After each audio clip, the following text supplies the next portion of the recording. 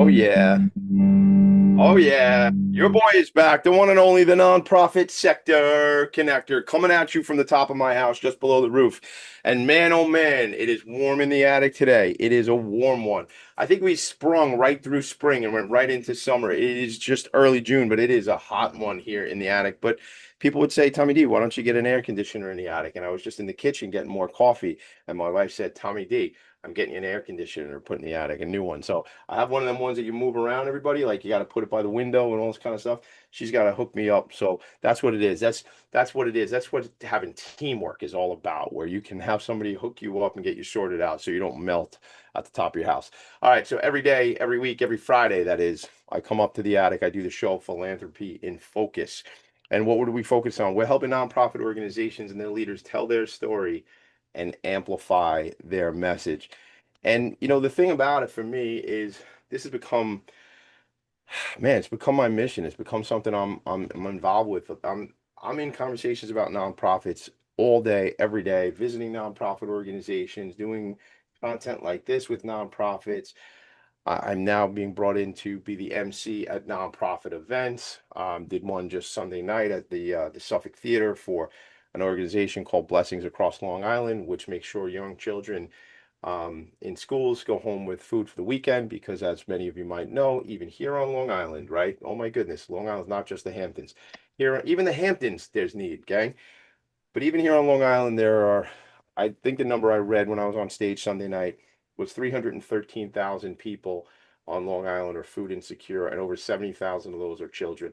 And I started off the show as the MC saying, how do you learn when your tummy is grumbling because you're hungry, right? How do we do that? So there's so much more to be done, and that's, my show is not hyper local, but when I'm home on the hometown here on the island, it's just to learn these things and be able to teach people. It's what it's all about. Talk about teaching. If it wasn't for my relationships and my connections, if I'm not mistaken, Sam Leibowitz from here from talkradio.nyc was the one who connected today's guest, Noah Eliot Gotbaum and Tommy D. And if it's not for my network putting us together, well, then I don't know all these people. And yes, I am the nonprofit sector connector, but I only am because I hang out with other people who are looking out for me and making these types of connections. So I started to say about learning and things like that. Noah, good morning, sir. How are you? I'm great, Tommy. Thanks for having me on. I'm glad to have you, man. And I mean, we spoke only like just we spoke this week, but we spoke like one time like 3 or 4 months ago after Sam hooked us up. And after talking to you earlier this week and doing some research on you and your background and the great work, we're gonna learn a lot today, gang. We do a lot of learning here. We laugh. I've been known to cry here on the show. Maybe we don't do it today. We'll see what happens. I mean, the warmth might just make me cry, but I kid. But Noah has such a rich story, a rich background, and we're going to talk about the organization where he is currently the interim CEO, which is called Adams House, which is in Connecticut, which we'll get into all that and the great work that organization is doing. So, Noah, really, without any more, I just want to dive in. We talked about this. This is like that show. There used to be a show I've been talking about a lot on A&E called Biography, and it was like just tell somebody's story. And I mean, talk about a biography. I could read your bio. I have it here, but that's boring for me and probably even more boring for the listeners. I want to hear the story through your eyes, your journey. I always say, what drew you to the nonprofit sector? What brought you to the sector? What are those stories, those anecdotes? And then obviously we'll get into the work you're doing at Adams House. So please, I want to hear your story. That's why I showed up. Ah, thanks, Tommy. I appreciate it. Um, I grew up in a social welfare household. My father was a labor union leader. My mother was a social worker and a teacher. Uh, we we always were kind of taught you gotta look out for others. Yeah. That was what I grew up in, and so and a lot of it was about politics too. It Mhm. was about changing the world through politics. Um, but during college, I worked in community development stuff with foundations, um, and then when I came out, I spent a year on a choral fellowship out in LA doing different types of public service work, and then came back to New York and knew that I really wanted to get involved in public service and nonprofit stuff, but also felt like you have to know what's going on in the private sector, because they're the drivers of so much in terms of funding, in terms of policy, in terms of everything. So my day job was working in real estate and community development. Um, but that really wasn't enough. It was during the Reagan era. Uh, those who were around at that time um, kind of remember that New York was just raft of homelessness. It was really, really a difficult time. And so many of us had come out of college where we had great communities, and all of a sudden we're working in New York, uh, working in law firms and real estate firms and banks and the rest, and wanted to get involved and saw what was going on in the streets, and there was really no way to get involved. Um, So let me just stop you for a sec. So this is I have a friend, I haven't talked to him in a bit, but a man named Angel Rodriguez who founded an organization. I don't know if you know that name, and the organization Avenues for Justice. And he talked to me about, he goes, Tommy, in the late 70s, the Lower East Side was a war zone. His words, not mine, but I've seen the pictures, Noah. And you mentioned the homelessness crisis during that era. I was born in 78, man. So no, Reagan was a president when I was born, but I don't know anything about that, right? I mean, yeah, when did I come online? Early 90s, I guess, to even be aware of things like that. So the thing about it for me is I didn't live through that era, but I have friends who did. And, the city at that time, I'm out here on Long Island, gang, been here my whole life. I went to school at Baruch for a number of years in Manhattan. And I never felt like the city was a scary place in my era, right? But if I think back to like the 80s and stuff like that when I was a kid, Manhattan, Times Square, like that was a different world back then, right? yeah. The whole city was a different world, and I'm not. The '70s. There's a lot of talk about how scary the city was and chaotic. Um, in the '80s, it was not uh, not really a scary place. It was just a place that was kind of out of control in terms of the poverty level and people living on the streets. It was the time of this, what they called it, the squeegee men. Yeah, sure. Come out. And you get a little taste of it over the last couple of years, where you have people sleeping in the subways and that being a little bit out of control. But at that time, you'd get up, you'd go to work, you'd be tripping over people on your doorstep, Yeah, in the subway. Uh, Really, it was just it was terrible. Homelessness was awful, and the poverty levels were really bad. And for a group of us who had been privileged and been able to really get get professional jobs and were doing well, um, we saw this and we were part of it. And I grown up saying, you got to take care of others, but we didn't know how. was And there we, not access in that? Because I just wrote down like it didn't seem like there was like, oh, we could just plug in, or we could just go, oh, let's just go join this movement over here and get involved. It wasn't that, right? it wasn't anything like that. It wasn't anything like that. But what there was, Tommy, was if you were coming out of college and working one of these jobs, you were getting invitations to go to junior events for the opera, Okay. Yeah, or for some good fresh air fun, really good organizations. But um, you couldn't you were just given money. You weren't giving time. You weren't involved. You weren't able to get uh, to really feel like you were making a difference, other than writing a check and going to a party. sure. And Yeah, that was frustrating. And there also was a distinct lack of community. We came out of college where we were, hanging out with friends and doing things together and felt part of a community. And all of a sudden, you're in New York City, uh, and those communities were kind of blown wide open, and you didn't have connection uh, like you were used to, Yeah. either in high school or college. Anyway, so I just said, talking to a friend of mine, I said, I've got to do something different. Writing a check or going to these parties and then tripping over homelessness on the way to my Korean grocer or to my health club isn't going to do it.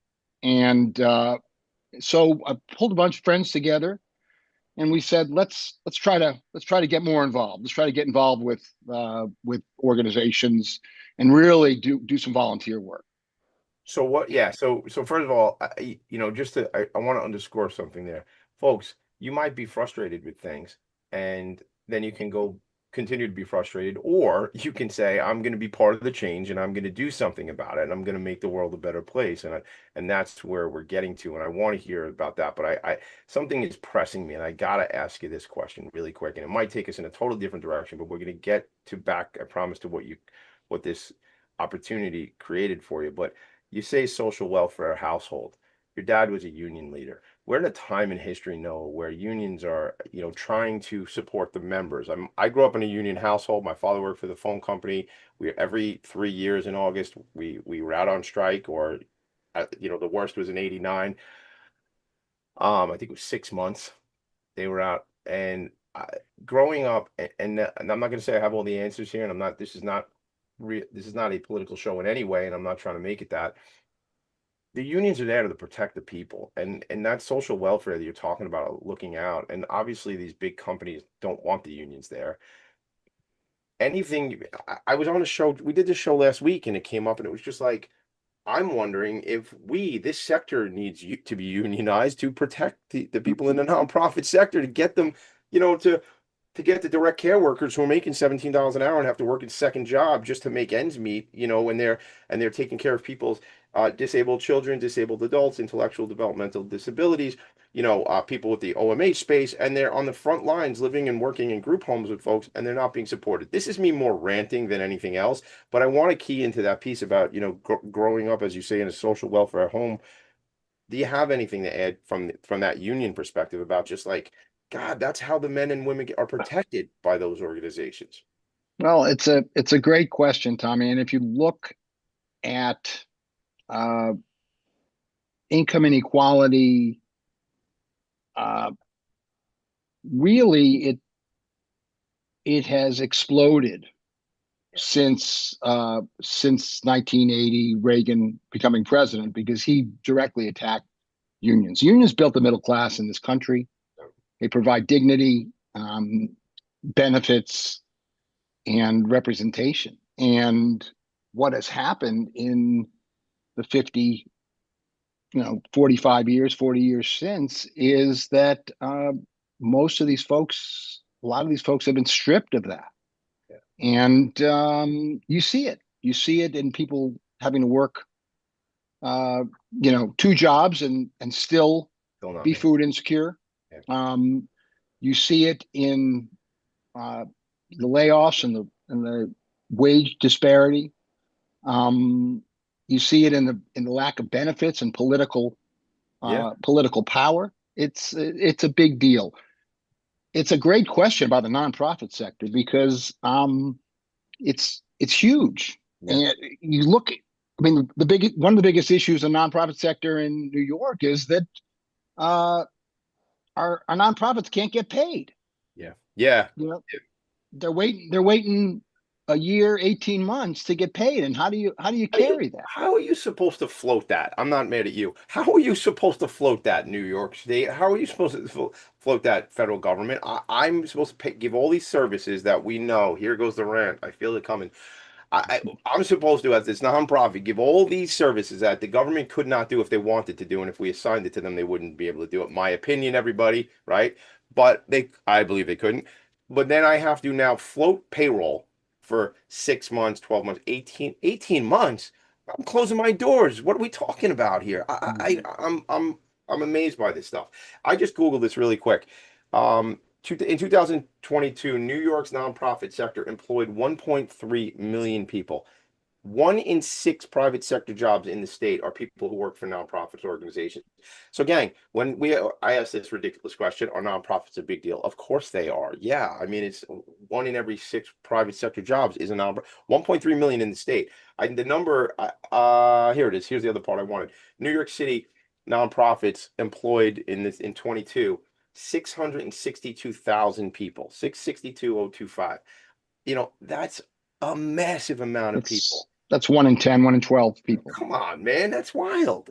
Yeah. And those people, are not taking care of. I own an employee benefits agency. With my 2 partners, we own an agency called Vanguard Benefits. So we are constantly in these conversations around culture, HR, employee benefits, right? We just launched the Vanguard Benefits Hall of Fame Award, and we're very excited about that because these Hall of Fame employers.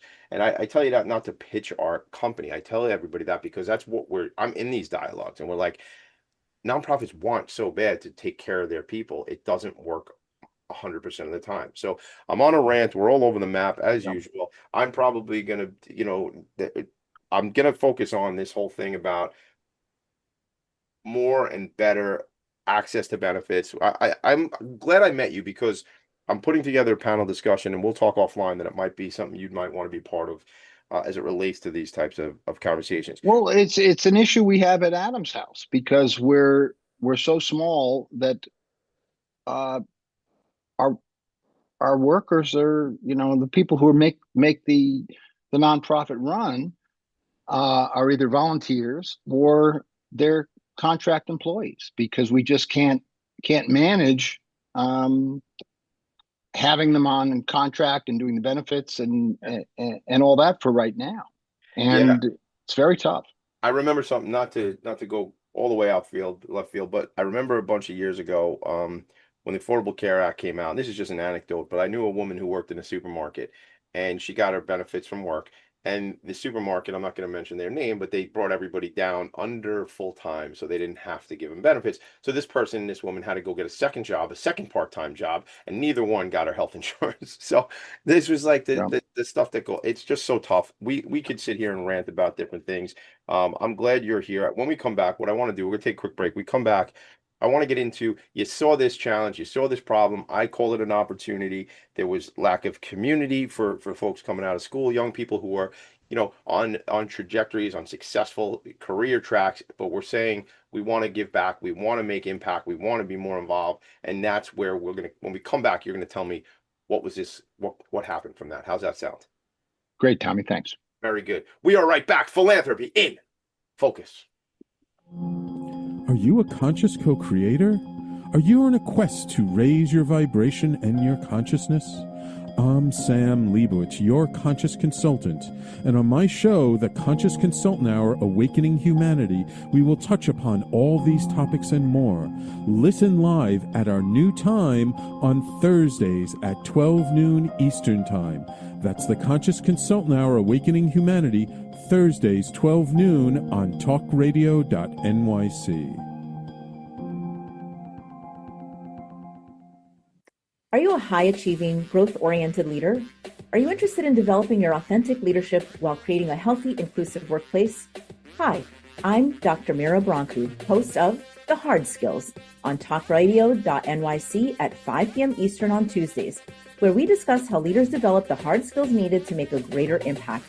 We interview experts, have live coaching, and tackle these challenges.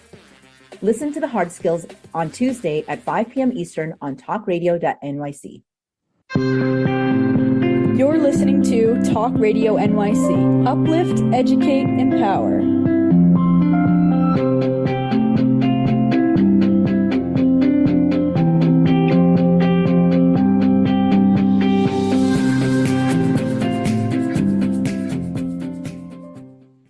Nonprofits need connections to move in good directions. So cut through all the static.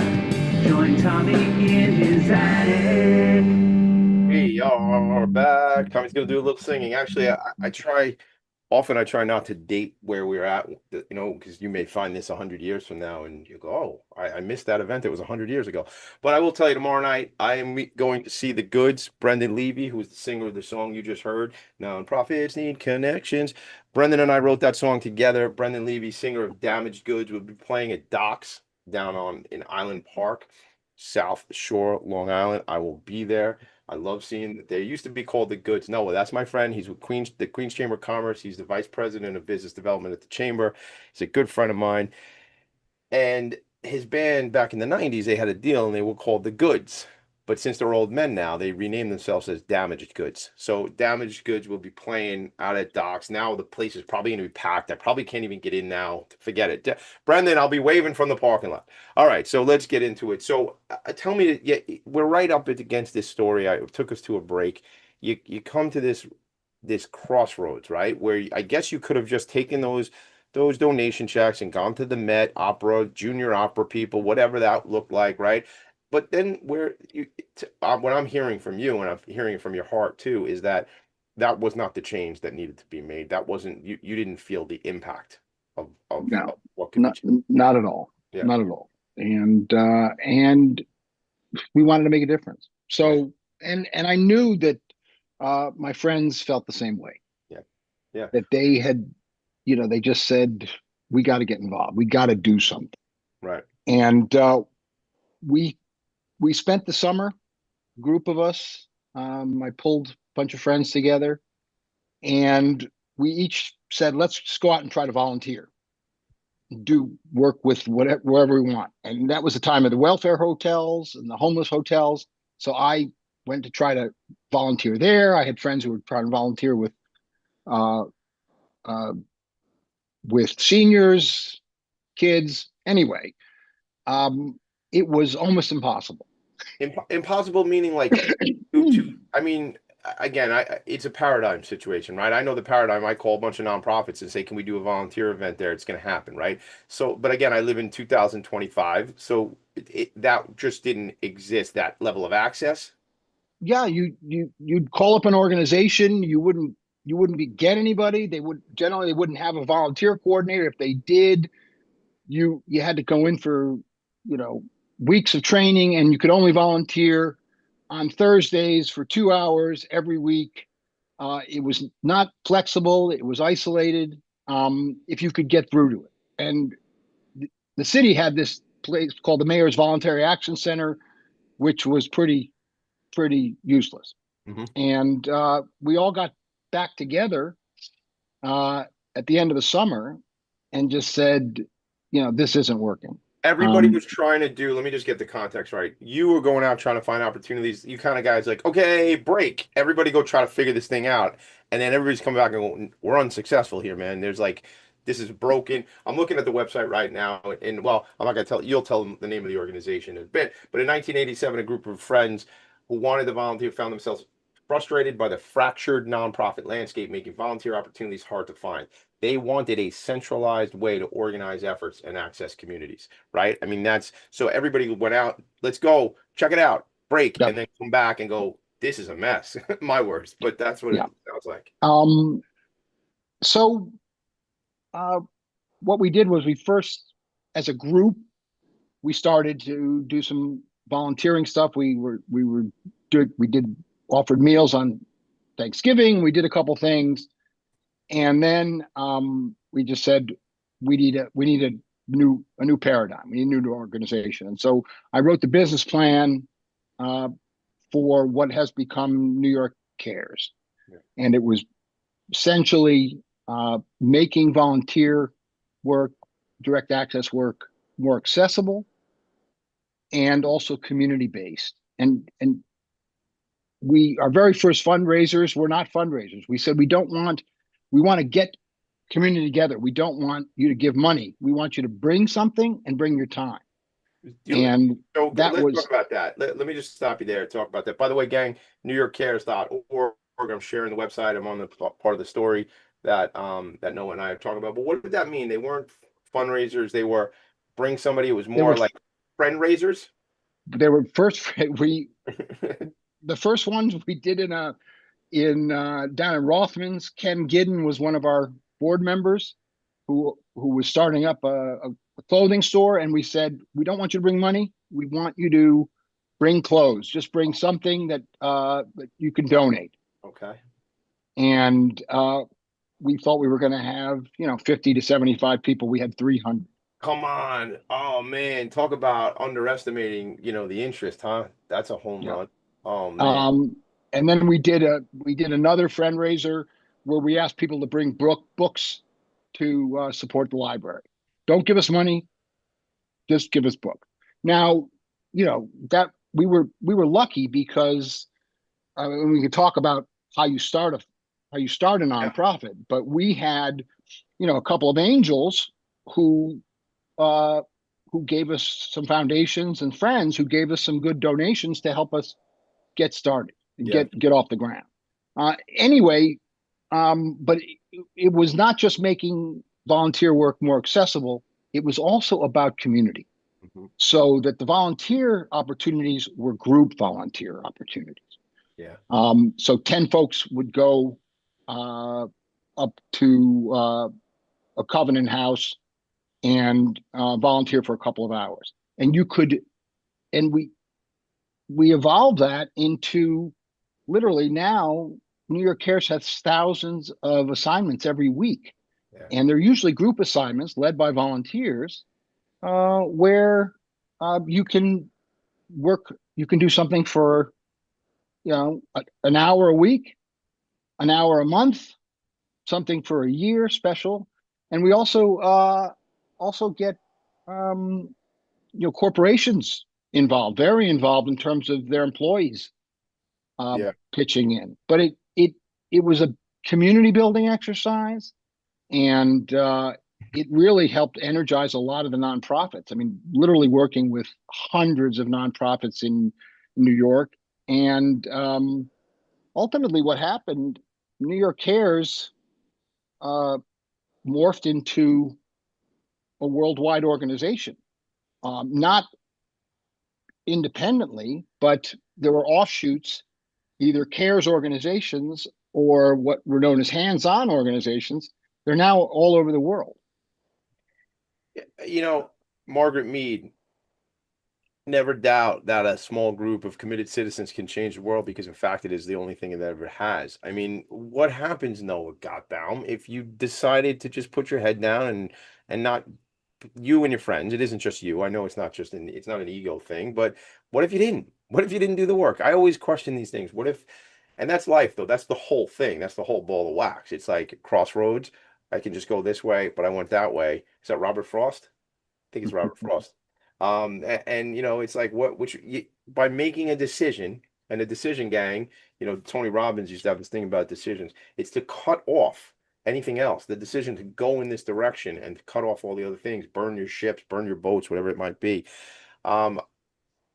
These types of conversations I'm inspired by, because I know for a fact that a group of young people who wanted to change the world did, and that's why there's these hands-on organizations around the world that wouldn't exist. There might be something else in its place, but this wouldn't exist if it wasn't for you leaning in and your friends and colleagues leaning in.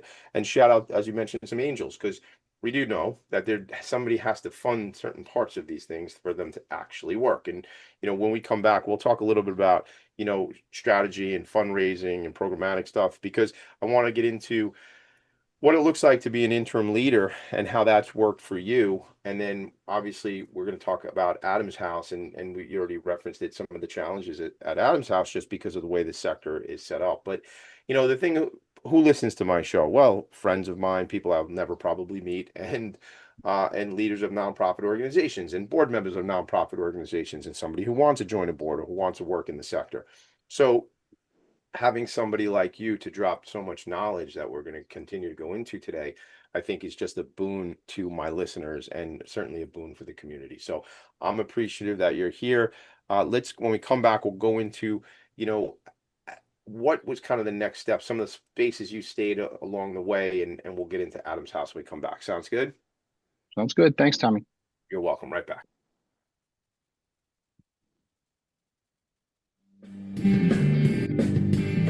Hey everybody, it's Tommy D, the nonprofit sector connector, coming at you from my attic. Each week here on talkradio.nyc, I host a program, Philanthropy and Focus. Nonprofits impact us each and every day, and it's my focus to help them amplify their message and tell their story. Listen each week at 10 a.m. Eastern Standard Time until 11 a.m. Eastern Standard Time, right here on talkradio.nyc. Hi, I'm Linda Marsanico. The A Train to Sedona is a memoir about my journey to love and compassion. It's also the name of my new broadcast on Wednesdays at 12 noon. When we are spiritual, we embrace possibilities and ideas, which strengthen our mind, body, spirit, health, and wisdom. On the A Train to Sedona broadcast, I plan to interview guests who embrace these expansive practices. Join us on Wednesdays at 12 noon on Talk Radio New York City. You're listening to Talk Radio NYC at www.talkradio.nyc. Now broadcasting 24 hours a day.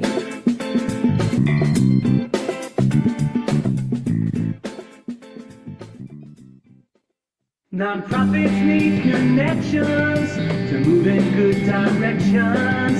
So cut through all the static. Join Tommy in his attic.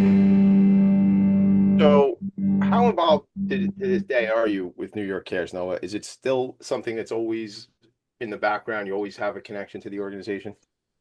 I'll always have a connection to the organization.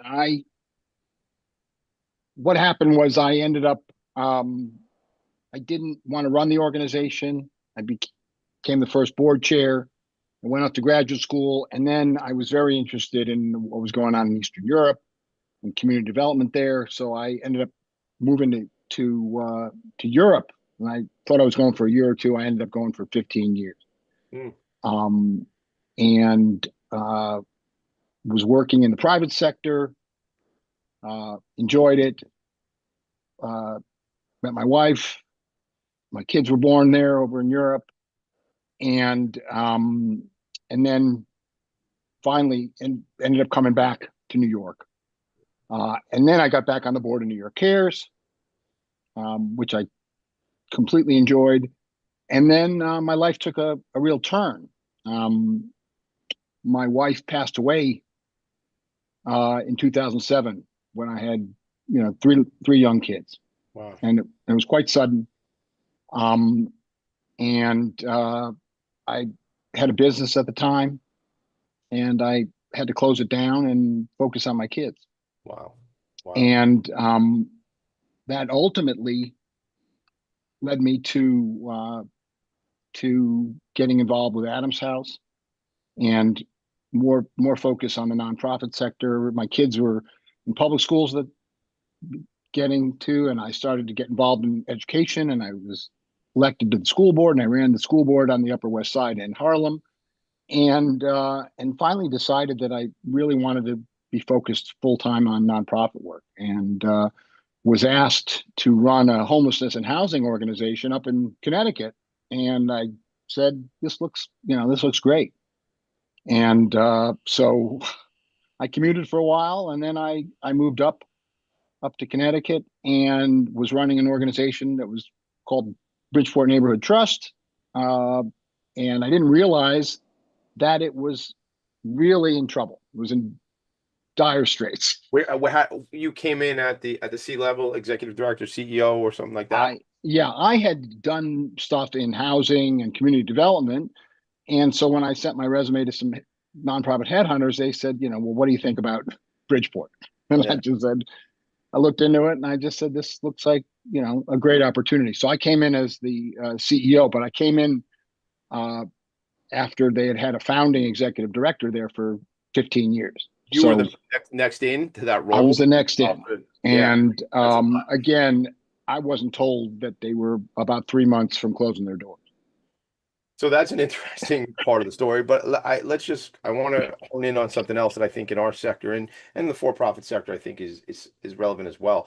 But that, let me just say founder syndrome, but like just that the founding exec moving on and that whole thing and that transition, and maybe some of that I'm sure some of that goes into the interim work that you've done, and that it also goes on in our sector. When you think of that, I think of one organization in particular here on Long Island. If I start ranting about it and telling that great story, we'll lose 5 minutes. So I'll just pause. But in those scenarios, that founder can be helpful or hurtful in that juncture, at that point there. Can you shine some light on what I'm referring to there? Yeah, I mean, with New York Cares, we did not have that issue because I I said I don't want to run this organization. I was going off to graduate school. I said I'll be the board chair. Built the board. I helped raise the money. But we were we decided to hire, an outside executive director. We brought in a guy named Kenneth Adams, who now runs LaGuardia Community College, and he was phenomenal. And he Yep. basically took the idea and went with it. So we didn't really have a founder issue then. We just helped guide it and build the organization.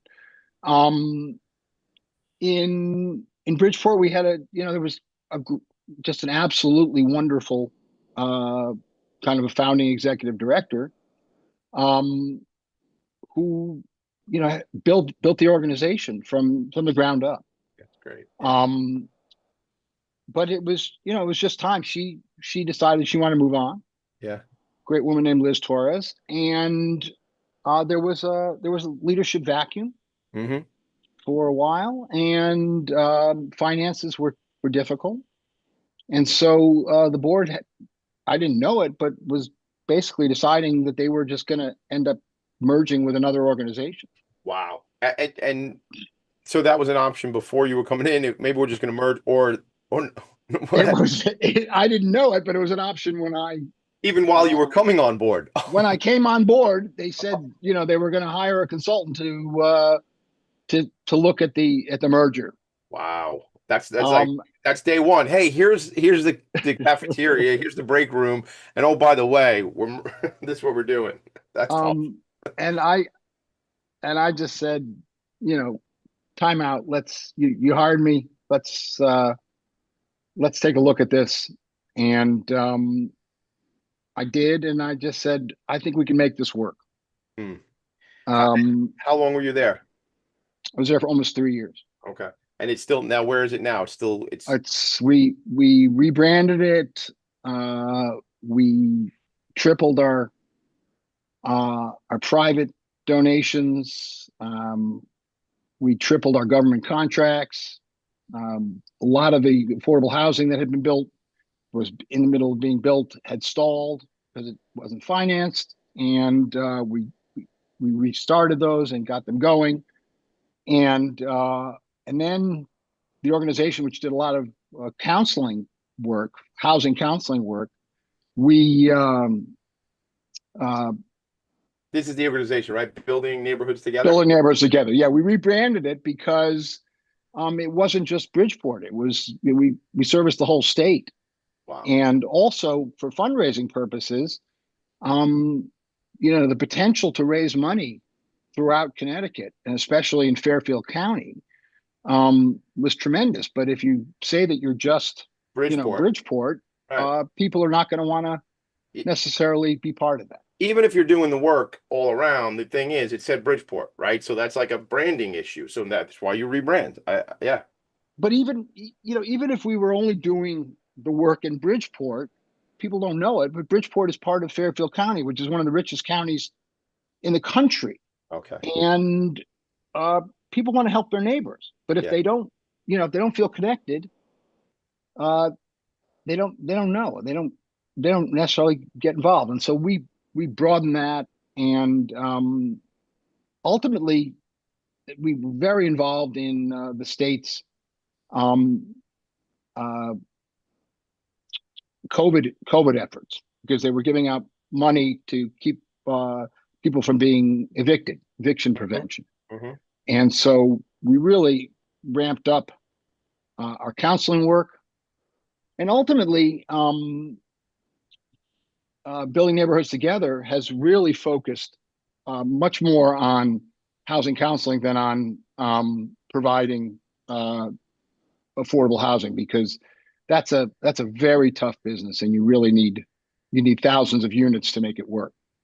And it's now it's a flourishing organization, and they're doing great counseling work and financial literacy all over the state, and very happy to do it, fortunate to do it.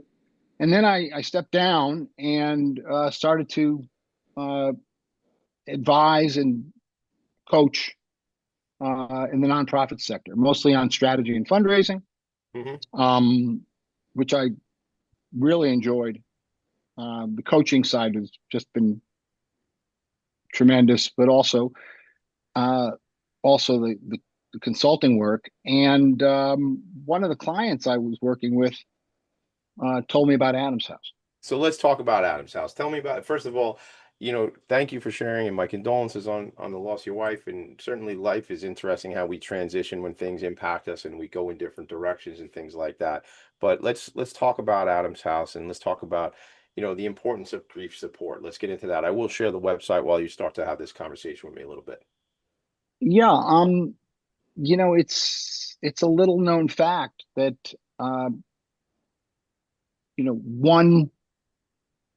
one in 10 kids, 1 in 12 kids under the age of 18 experiences an early loss, either of a sibling or a caregiver, a parent. And that's two kids in every classroom. Yeah. And before the age of 25, it doubles. Wow. So 1 in You 6. literally have millions of American kids who've experienced early loss. And the impact, Tommy, is if it goes unresolved and they don't get help and support, it leads to addiction issues, school issues, incarceration, family breakup, suicide. It's generational, because the trauma that a kid faces when they're, as my kids faced when they were 8, 6, and 3, they face the trauma of not having support and being isolated and having to deal with this, and the parents usually don't know how to deal with it either. Yeah. And so what happened in my case is there was nowhere to turn. Didn't know, and I didn't have any programs. And that's exactly what the situation was for the founder of Adam's House, Allison Wasota. And she lost her husband suddenly, 3 boys, and there were no programs, solid programs, support programs for her or her kids. And what happens is the community doesn't understand how to deal with loss. If a kid passes away or a parent passes away, the teachers don't know how to deal with it. The counselors don't know how to deal with it, and the kids and the families feel isolated, and the parents don't know how to deal with it. And parent is, if it's a loss of a spouse, the parent is going through their own grief process, and in your case, and it sounds like Adam's mom's case, it was a sudden situation, right? It was Adam. Adam was Allison's husband. Okay. Passed away. Excuse me. So Adam, okay. Thank you for the context. So sudden, right? So that sudden thing, and there, listen, death and loss is tragic no matter what. However, there's a different scenario if someone's ill, and there's a longer process, I guess you would say. But even that, I mean, we run these programs, and many of our family, our kids, and parent participants have lost either a child, a sibling, or a parent to longer term illness. Yeah. Sometimes it's violence, but sometimes it's cancer. Sure. And the lack of support, whether it's sudden or long term, is still there. The isolation that the kids and the families feel, and the guilt, many feelings. Yeah. And Adam's House is there, has an amazing 8-week program, which is pretty unique because a lot of grief centers work on a drop-in basis. Adam's House is curriculum based. It's an 8-week program that families go to together.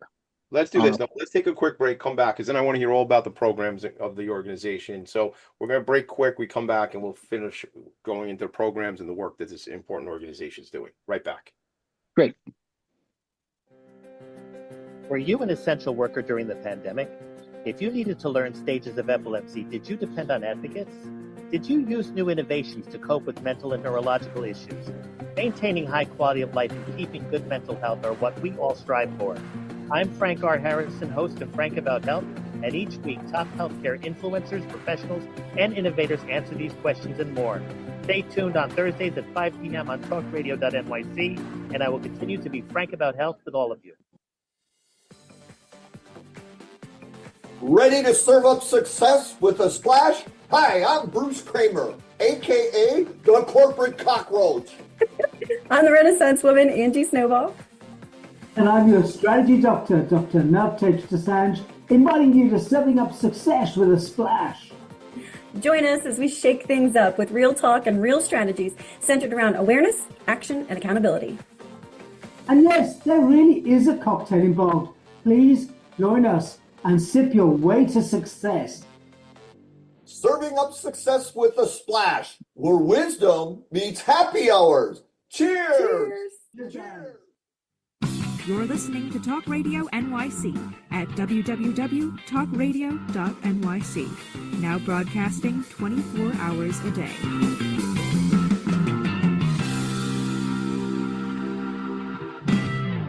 Nonprofits need connections to move in good directions. So cut through all the static. Join Tommy in his attic. That's right. Cut through the static. Tommy in his attic. Go to the website, everybody. AdamsHouseCT.org. AdamsHouseCT.org. CT for Connecticut. I noticed real quick a couple things I got to point out, and then we get right back into it. I have another program I do. I have several things I do, but another program, one of them specifically is called hashtag Ending the Stigma Together, all around normalizing conversations around mental health and bringing down the stigma and really ending it as a unit, as a society, ending the stigma. And I just bring it up because trauma, you mentioned trauma, and that trauma can lead to so many things when it's not addressed. And organizations like yours are really doing the work to address that. I showed some of the programming. Gang, go to the website, adamshousect.org. Some of the programs, let's go into that, Noah. What does this look like in application? Tommy, it's built after the experience that many of us had. It was actually modeled on an organization called Olivia's House in Pennsylvania. Allison, who is an absolutely dynamic person, said, my kids needed this. So many kids need this, and it hasn't been available. And so she made it happen and raised money and bought this house up in Connecticut in Shelton and set up this program modeled on a program out in Pennsylvania. And the main program is called Helping Hearts Heal. It's an 8-week, what we call closed program. So intake is for families that have kids between 5 and 18 who've experienced loss. And the parents and the kids do it all together. And it's one night a week.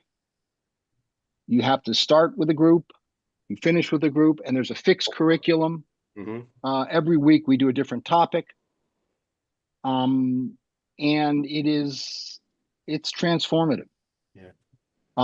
It's transformative for the 5-year-olds that we have a special curriculum for. It's transformative for the teens, the middles, and the parents.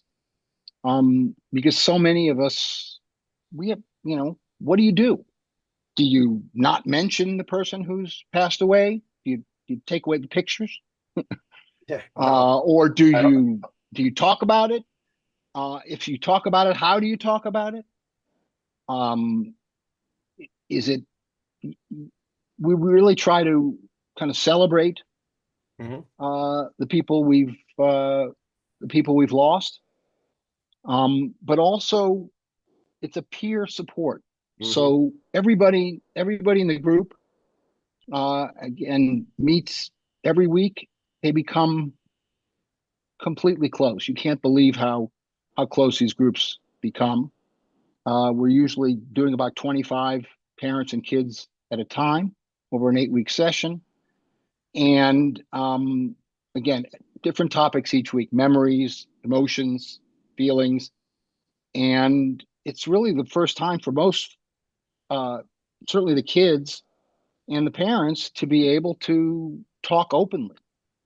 And so many of them say that they're talking about things that they haven't discussed with anyone, even their therapist. It sounds like a roadmap that they don't have. They don't, this doesn't come with a roadmap when there's a loss, but this gives that some of that. Is that fair?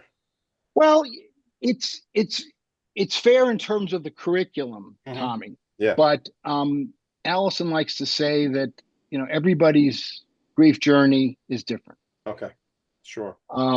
Everybody experiences loss differently. So if it's a roadmap, it's a roadmap of just making sure that the different topics and the feelings get covered, and that everyone feels like they're in a safe place to express their emotions and talk about and really heal. It's about healing. Yeah. And also what we try to do is give the kids and the parents the tools to move forward, because so many of these folks these kids and parents who experience loss, they become isolated. They're at school and again, the kids don't know what to say to them. The teachers don't know what to say to them. And it just makes the problem worse. And the parents don't know what to say to them. And so we open that up. And so when they get out, they not only have a network of kids and parents who understand what they've been through because they've been through it themselves, right? But they also have the tools to kind of manage going on. And it's huge because we like to say that mental health is economic development. But when kids and parents experience loss, they drop out of school, the families break up, people can't hold a job, you have addiction issues. And what happens when they go through programs like ours is they get to, they restart their lives and they reintegrate, and they're stronger, more resilient, and feel like they can go on. And they also have a network.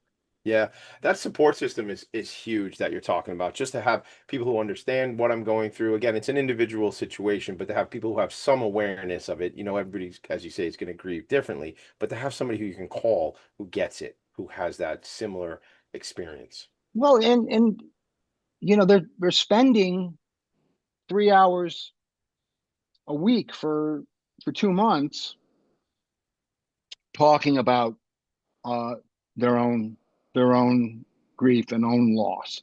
Yeah. And again, for our littles group, which is 5 to 8, it's a different.